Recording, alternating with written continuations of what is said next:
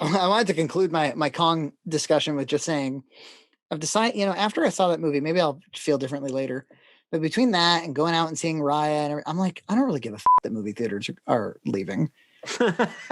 I think movie theaters already went away like 10 years ago.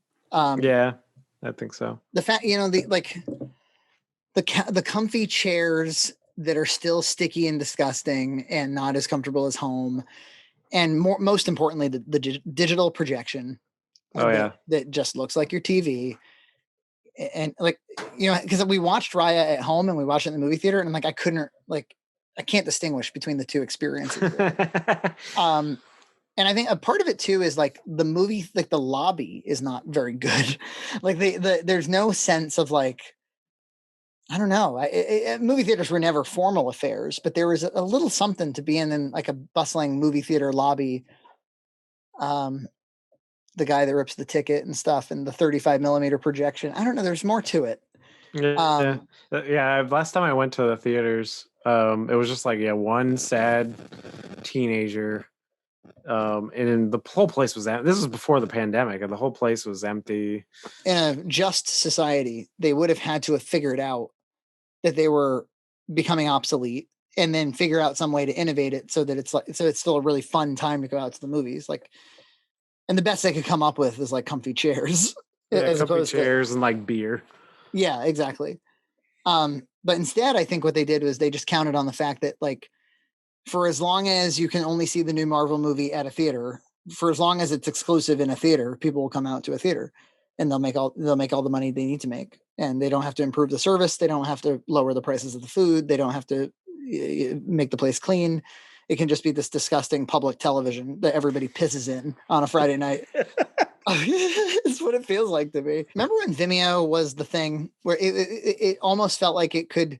There was a time when it was almost neck and neck with YouTube a little bit. Yeah, it was like pretentious YouTube. It was for filmmakers, for student films, and they never. I'll always wonder, like, what the hell happened to this company? Like, they never made it so that their search worked. Yeah, that's so true. That's right? So true. Because I remember I spent a lot of time on Vimeo in like 2013. I was working at the Boston Globe, so I'd always try to like, I don't know, troll Vimeo for inspiration. And and I would try to find videos I already seen, and I couldn't find it. It's still like that. It's still like that to this day. They never develop their platform at all. But my company right now uses it just to host like videos because I think it's just slightly cleaner than YouTube. I think that's what they do. Well, the only reason I see anybody use it is because it does have one feature that YouTube doesn't have. I don't know how that's true still to this day, but it's that you can take any video that you've uploaded and put a password on it, like a password that you can then distribute to people. Yeah. YouTube, it's unlisted or it's private. It's account-based access. It's never password-based access. And you can on Vimeo you can download very easily. You can enable downloads. Yeah, which is super useful. Yeah, so two major features that might be keeping them in the game. Which I would think YouTube like I don't know why even just like add those features in like a premium account or something. Like I don't understand why YouTube doesn't do that. We know that YouTube could do it, obviously, so there must be some decision to have not done it. Yeah, like let's not have they probably with passwords they probably don't want the liability of somebody being like my video that was supposed to be private got out because the password was known by someone. They're just like, no, we're going to use account-based stuff, account-based security, and that's it. But the reason I bring it up is because I used to listen for years and years and years. I listened to a podcast called Tell 'em Steve Dave, which was recorded by Kevin Smith's friends who run his comic book shop. And they're all very funny people. And one of them actually was Brian Quinn, who became like one of the creators and cast of Impractical Jokers, which is this huge show on True TV. But he was just one of their friends. He was a firefighter at the time. And then he turned into Impractical Jokers, which was like one of the most successful comedy things that has happened in like the last 10 years. And I was listening to the podcast where he's like, yeah, I've got this pilot with like some of my improv buddies. We'll see what comes of it. And it turned into it was just really weird. And out of their podcast where they were just recording this thing at their comic book store, that turned into AMC's Comic Book Men, which was the show that ran for a few years. Yeah. So that's those guys. And when Comic Book Men went off the air, they went to a Patreon. They decided to make a bunch of it was just an audio podcast. They decided that the best way to describe it is they made something like the Red Cow YouTube channel, but put it all behind a paywall. Like, so it'd be like if we gave this podcast out for free, audio only. And then if you wanted to watch the video for it and the rest of our YouTube channel, you had to subscribe to us $10 or more on Patreon. Huh, that's a good idea. Yeah. Well, I mean, I think their audio podcast reach is really high, and then they just pull everybody in. And so I subscribed for $10 for 1 month because I just wanted to see what they were doing. I wanted to see like what was behind that paywall. There's a little bit of like just intrigue. Like, what's behind that paywall? Like if I'm really going to give you $10 a month, what are you going to give me back? I know there's so many of those. Like, I don't know what's behind like Red Letter Media's paywall. I don't know who, but I watch all their free content, and it does feel like enough, you know. Yeah, it does. It does feel like enough anyway. Yeah, I don't think I could take any more. Yeah, it's like the best of the worst is almost too much. I don't watch it at all. But so what they did was they, much like us, they kind of just made a bunch of series that are kind of like they upload whenever they feel like producing it, and they shoot most of their stuff at the comic book store. Still, they have a green screen now, and they got a real video guy who is a good editor and a good shooter, and so the stuff looks good. But because I think they want to output, like they want to put out something good every week, week or so. It's all just a little bit low effort. It's a little bit unedited. It's a little bit, which I gotta blow us a little bit here, where I'm like, well, we have full-time jobs and there's no Patreon outside of this one that was like, I mean, these guys have like 7,000 patrons or something. There's nothing that's like propelling us financially. And we put out much more polished stuff more frequently than they do on behind their paywall.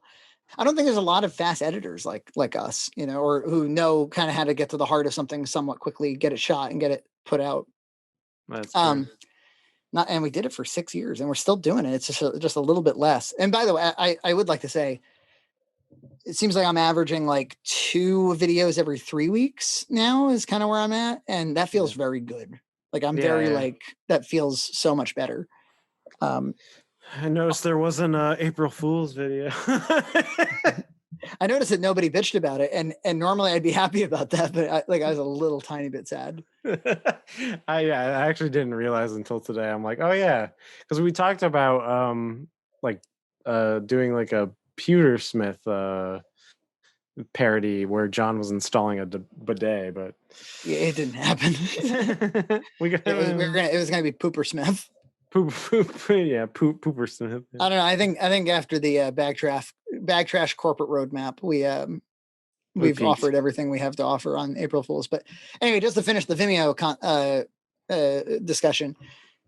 So when you unlock their paywall, everything is available to you as Patreon posts through Vimeo. And then the password is in the description.